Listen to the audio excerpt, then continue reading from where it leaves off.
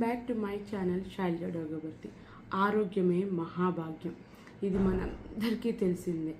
కానీ మనం అప్పుడప్పుడు నెగ్లెక్ట్ చేస్తూ ఉంటాం అన్నమాట. మనకి తెలిసినవి కొన్ని తెలిసినా కూడా మనం వాటిని అవాయిడ్ చేయకుండా అలా అని కంటిన్యూ చేస్తూ ఉంటాం. ఆ వాటిలో ప్రధానమైనది ప్రమాదకరమైనది ప్లాస్టిక్ వాడకం. వేడి వేడి పదార్థాలు, లంచ్ కానివ్వండి, టిఫిన్స్ కానివ్వండి, స్నాక్స్ కానివ్వండి, ఈ ప్లాస్టిక్ లంచ్ బాక్సుల్లో ప్యాక్ చేస్తూ ఉంటాము. అది చాలా చాలా ప్రమాదకరం.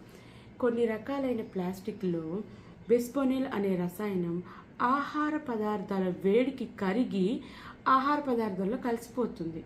అదే ఆహార పదార్థాన్ని మనం తింటూ ఉంటాం.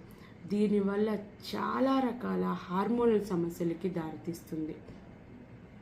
ముఖ్యంగా అమ్మాయిల్లో అయితే థైరాయిడ్ వస్తుంది, పీసీఓడి సమస్యలకి ఈ ప్లాస్టిక్ బాక్సుల్లో లంచ్ ప్యాక్ చేయడం అనేది ఒక ముఖ్య కారణంగా ఉందన్నమాట. 9-10 సంవత్సరాలకి ఆడపిల్లలు మెచ్యూర్ అవ్వడం, దీని అంతటికీ కూడా ప్లాస్టిక్ బాక్సుల్లో లంచ్ అనేది ఒక ముఖ్యమైన కారకం. ఇంకోటి క్యాన్సర్కి కూడా ఇది ఒక కారకమే.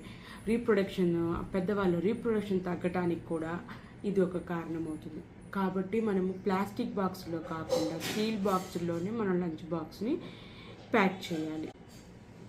కొన్ని రకాలైన ప్లాస్టిక్స్లో థాలనైల్ అనే రసాయనం ఉంటుంది. దీనివల్ల హార్మోనల్ ఇంబ్యాలెన్స్ వస్తుందన్నమాట.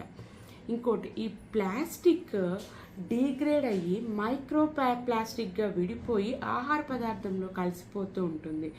దీనివల్ల మనకి శరీరంలో వాపులు, ఆక్సిడేటివ్ స్ట్రెస్ వస్తుందన్నమాట.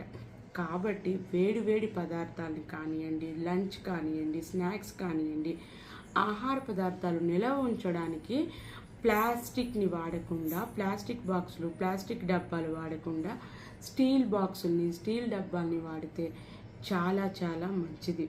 మన ఆరోగ్యం మన చేతుల్లోనే ఉంటుంది. మన ఆరోగ్యానికి ఇది ప్రమాదకరం అని తెలిసి ఆరోగ్యం మన చేతుల్లోనే ఉంది. కాబట్టి దయచేసి మీరు ప్రతి ఒక్కరూ పిల్లలకి లంచ్ కానివ్వండి, స్నాక్స్ కానివ్వండి, ప్లాస్టిక్ బాక్సుల్లో పెట్టడం మానేయండి.